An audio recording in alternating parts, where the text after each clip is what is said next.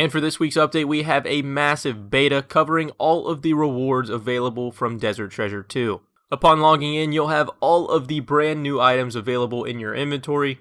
And on top of that, in this beta, we've also been given access to a little green egg, which will give you teleports to every boss encounter in the game, making testing a much easier process in this beta. But without further ado, let's go through all of the items you could expect to be coming from Desert Treasure 2 when it releases later this year.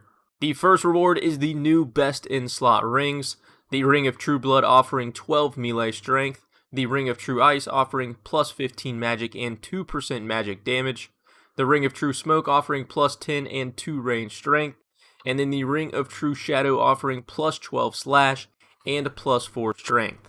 A very solid little jump to each combat category in comparison to the current Best in Slot rings we have. Then next up for the rewards, we have the Ancient Sceptre upgrades. Each of these will require 75 magic, 60 strength, and 50 attack.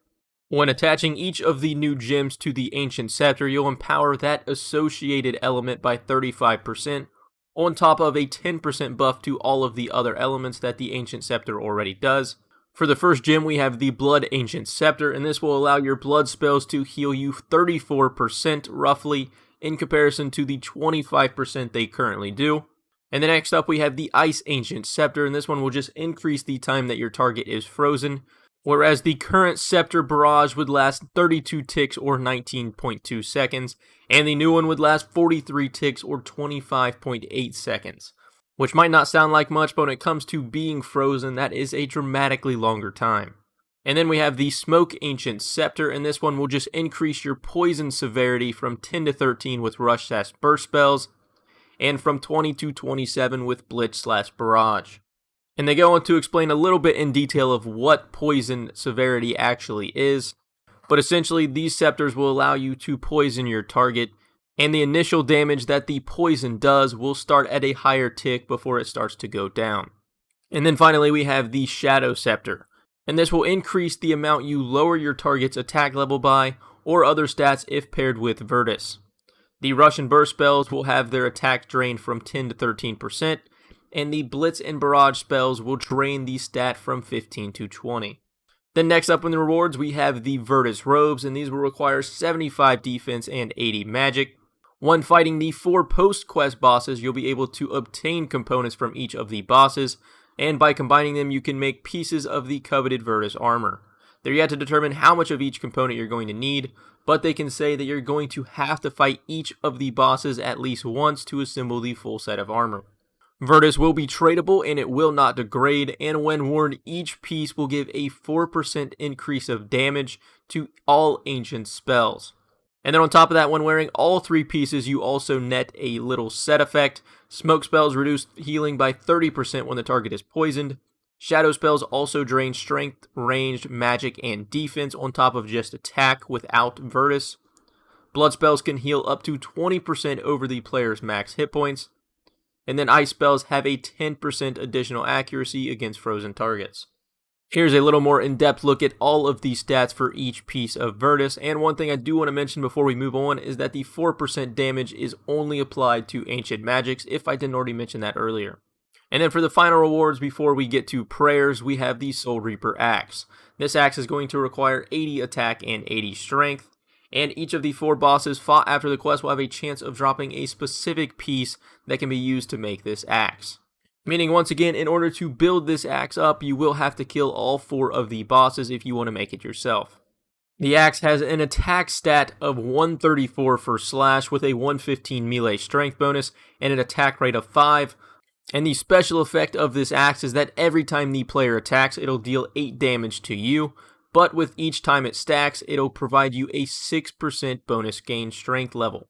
This bonus strength level is capped at 30% or 5 attacks, and each time you gain a stack of the bonus, it will be located on your special attack bar. It'll be replaced with just the number of stacks of bonus that you have collected.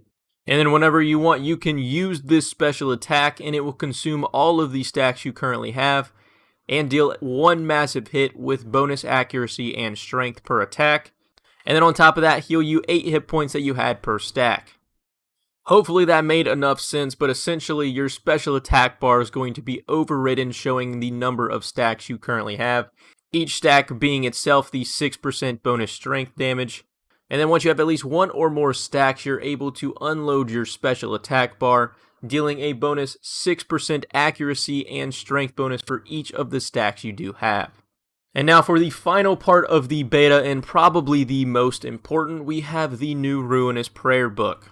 As always, this is the beta, so these are subject to slightly change with player feedback, but overall, these are essentially what the prayers we are going to be getting with the new prayer book are going to look like. This will be the new Deflect Melee, Magic, and Range, and this will reduce the damage you take from opponents by 90% or 36% in PvP scenarios, and then they will have a 50% chance to deal 10% of the damage you took back to the defender. So for example, if you're using Deflect for Melee and you get hit a melee attack of 49, you will receive 4 damage in return and deal 4 damage back to the NPC. Then next up we have the offensive prayers. The first one is Ancient Precision, giving you a 20% attack buff, Ancient Strength giving 20% strength, Ancient Sight giving 20% range attack and 20% range strength, and then Ancient Will giving 20% magic attack. The next prayer is then Trinitas, if I pronounce that correctly, and this one gives an average bonus of 15% attack, strength, range strength, and magic attack all in one. Then there's Decimate that gives a plus 20% attack and plus 30% strength, Annihilate plus 20% range attack and plus 30% range strength, and then finally Vaporize, which is plus 25% magic attack and plus 4% magic damage. And then for our next up category, this one's incredibly unique because we have overhead offensive prayers that are not currently just protection prayers. And the first one is Gambit, and this provides an 8% accuracy in all combat styles. So whether this just comes down to increasing the odds of hitting a special attack from like a Dragon Warhammer, or constantly flicking it between this and protection prayers to maximize your damage output, these prayers in general can make a massive impact on your damage output and change how you PvM in the future. 8% accuracy might not seem like much, but when combined with other offensive prayers, over the long run you could be dealing a ton of bonus damage that you wouldn't have been prior. And then next up for our offensive prayers we have Rebuke, and this increases the damage you take by 15%, but then reflects 15% of the damage dealt to you back to your target. And then finally for the offensive overheads we have Vindication. And this is when reduced below 10% of your maximum HP, you will heal 15% of your prayer level and lose any of your remaining prayer points. And then for the next 6 seconds after your Vindication triggers, your next attack will deal 10% bonus damage. Overall, this prayer is pretty similar to how Redemption works, but with a slight damage buff after it triggers. Next up for our prayers, we have the Ancient Vows. First up is Cruor's Vow, and this is while active, you have a 10% chance to heal 10% of the damage you dealt. Then Glacie's Vow, and then while active, you have a 20% chance to deal bonus magic damage, and this bonus damage rolls off of your equipped style against your target's magic defense, and the damage dealt would be 10% of your initial hit. Then for Umbra's Vow, you'll drain your opponent's defense by 10% of damage dealt, and this prayer will respect the same limit as Shadow Spells, meaning that your defense cannot be lowered by more than 15% of its initial value, and this reduction would apply before other defense reduction effects, meaning there's still value in using this alongside something like the Dragon Warhammer.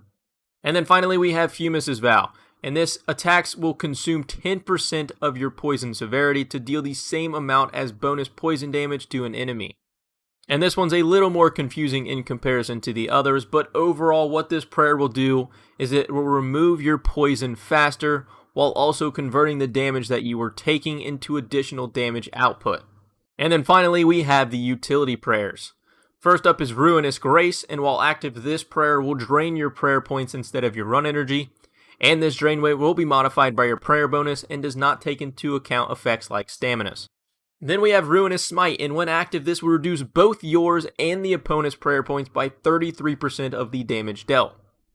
Then Wrath will deal damage equal to 25% of your prayer level in a 5x5 radius around you when you die. Rejuvenation will regenerate 1 HP every 20 seconds. Then we have Metabolize, and this will reduce the action delay by 0.6 seconds after eating, so it will remove one of the game ticks. And similar to Preserve, this must be active for at least 15 seconds before taking the effect. And they do want to reiterate that when activated, Metabolize does not mean you're going to be able to eat multiple pieces of food more quickly than you were before. And then finally we have Berserker. When activated, combat stats boost will last 50% longer. And then for one last thing to note, Artio, Calvarion, and Spindle have been added to the high scores. But with that, that's everything I wanted to include in today's video. Those are all of the available items and prayers to test out in today's beta. Make sure you hop on and try those out and leave any feedback you want about any of the items or the prayers. If you guys did enjoy the video or found it helpful, consider dropping a like. It massively helps me out. And you're around here often and not already, hit that subscribe button so you're notified every time a new video goes live.